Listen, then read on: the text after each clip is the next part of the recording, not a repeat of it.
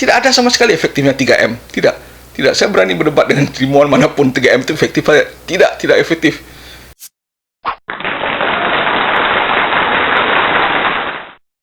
Kali ini kita bicara masalah nyamuk.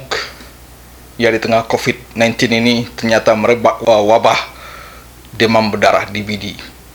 Itu memprihatinkan kita juga ya. Belum selesai satu masalah, ada masalah lain. Nah, nyamuk ini yang bikin kesal karena dia tidak hanya menyebabkan penyakit. Ya, ada nyamuk Anopheles misalnya menyebabkan penyakit, membawa penyakit malaria. Ada nyamuk Aedes itu membawa penyakit demam berdarah. Tapi ada juga nyamuk rumahan yang biasa disebut Culex.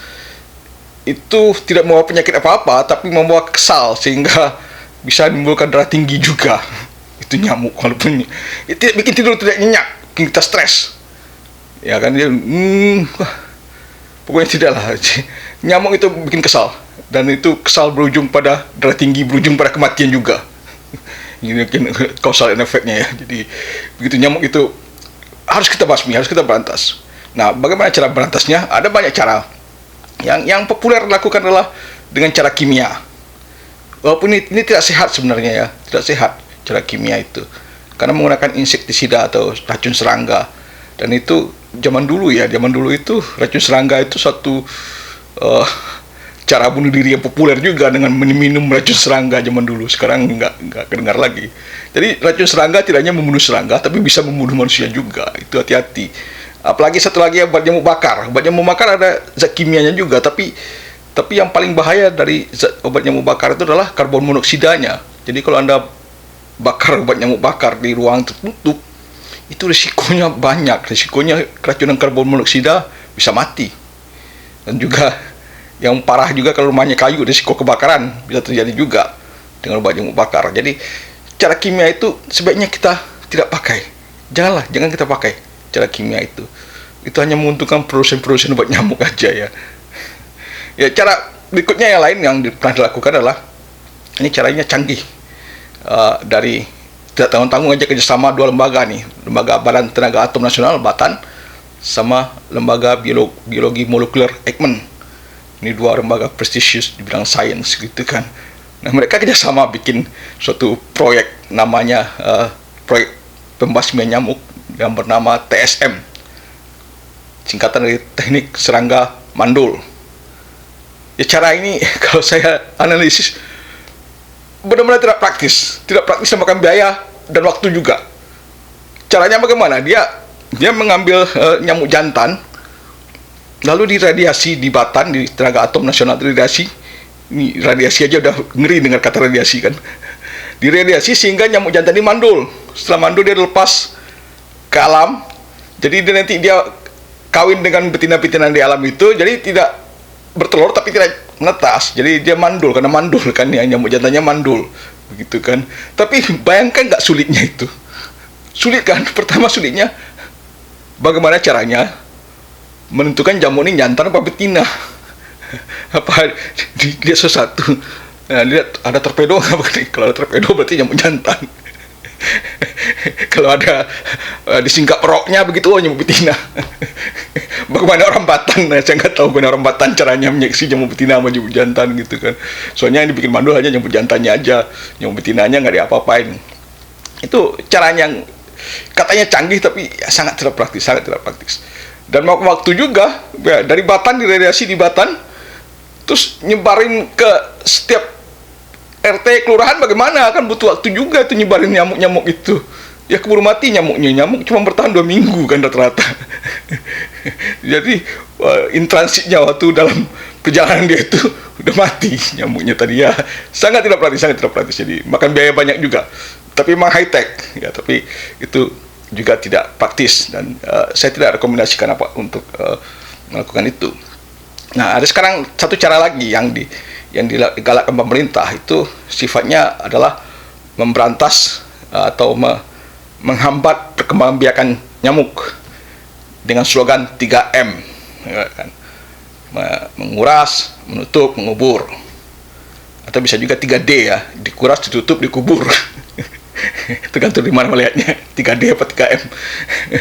Ya, tujuannya katanya untuk menghilangkan genang-genangan air yang menjadi potensi untuk sarang nyamuk bertelur, ya kan? Tapi ini sepertinya melawan teori evolusi. Saya tidak melihat ini efektif. Tidak, 3M itu tidak efektif. Walaupun kita kubur semua kaleng-kaleng apa tempat-tempat yang bisa jadi penampungan air, kita kubur, tertutup semua. Tapi nyamuk itu akan, ya ibarat kata teori evolusi, mereka akan survival of the fittest, ya kan? Mereka ingin survive supaya bisa menghasilkan keturunan berikutnya, supaya menunjang keberlangsungan spesies mereka, kan begitu. Nah, walaupun tidak ada kaleng bekas apa yang tempat-tempat wadah-wadah yang menampung air, mereka tetap bisa cari air. Banyak sumber air, selokan, got, apa itu mau dikubur juga, tutup juga got, selokan air sungai kecil kali-kali. Itu tetap jadi potensial untuk bersarang nyamuk, dan nyamuk tetap akan bertelur di sana kalau dia nggak menemukan tempat-tempat lain. Ya, itu pasti akan dilakukan nyamuk. Jadi tidak ada sama sekali efektifnya 3M. Tidak. Saya berani berdebat dengan ilmuwan manapun 3M itu efektif. Tidak efektif. Karena nyamuk tetap akan mencari air, dimanapun dia dapat air, dia akan bertelur di sana. Ya, jadi 3M, no, tidak yang dipakai. Nah, cara apa yang bisa kita pakai sekarang ini ada, saya dapat dari grup WA. Ini cukup bagus, cukup menarik, dan gampang bisa dilakukan oleh semua orang. Caranya adalah dengan beternak jentik-jentik. Kelihatan kontroversi. Kita memberantas nyamuk, kok malah berternak nyamuk? Tidak. Jadi begini. Prinsipnya adalah tadi kalau pakai kimia tadi, Anda berarti memberantas nyamuk dewasa, ya kan? Kalau cara TSM tadi, yang mandul tadi, serangga mandul tadi, Anda tidak menginginkan dia bertelur, dan itu justru menantang seleksi alam sebenarnya itu kan, menjadikan dia mandul, keseimbangan alam terganggu pada saat itu. Nah, yang ini dia hybrid, ya. Kita biarkan dia bertelur, tapi kita basmi telurnya cepatnya sebelum dia jadi nyamuk dewasa, sebelum bisa terbang. Jadi ibaratnya ini nyamuk kita pelihara, benar-benar kita pelihara supaya dia tidak bertelur sembarangan. Kalau dia bertelur di selokan, kita bisa kontrol. Jadi kita bikin wadah itu dari ember atau apa, bekas atau apa, ya, kita isi dengan cairan air bekas cuci beras. Kenapa kita pakai air bekas cuci beras? Karena ada karbohidratnya di sana, dan itu nyamuk suka untuk jadi sumber makanan dia nanti, anak-anak dia. Jadi nyamuk akan, kita taruh tadi wadah yang berisi cairan bekas cuci beras tadi, kita taruh di satu tempat yang nyamuk suka, misalnya di bawah pohon, di tempat yang agak gelap, yang terlindung begitu, nyamuk kan suka dari sana. Nah, jadi kita ketimbang membiarkan nyamuk bertelur di selokan-selokan dan daerah lain, jadi kita pancing mereka untuk bertelur di daerah yang kita bisa kontrol, ya. Jadi nanti nyamuk akan bertelur, dan setelah bertelur, telurnya kan ngapung tuh. Jadi telur nyamuk itu bentuknya lonjong-lonjong gitu, ukuran sekitar setengah senti, ya. Nah, kalau nyamuk kuleks, nyamuk rumahan, itu biasanya telurnya itu mengambang di air, dan dia bentuk seperti rakit.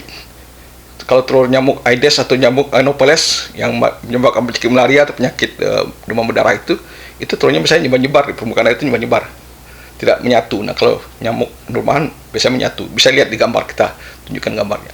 Nah, kalau sudah bertelur, kita pantau aja ada telur, kita buang telurnya, taruh di aspal atau di permukaan yang kering, ya, ada semen gitu, ya, nggak berapa jam, sejam mati itu telur semua, nggak jadi menetas, ya kan?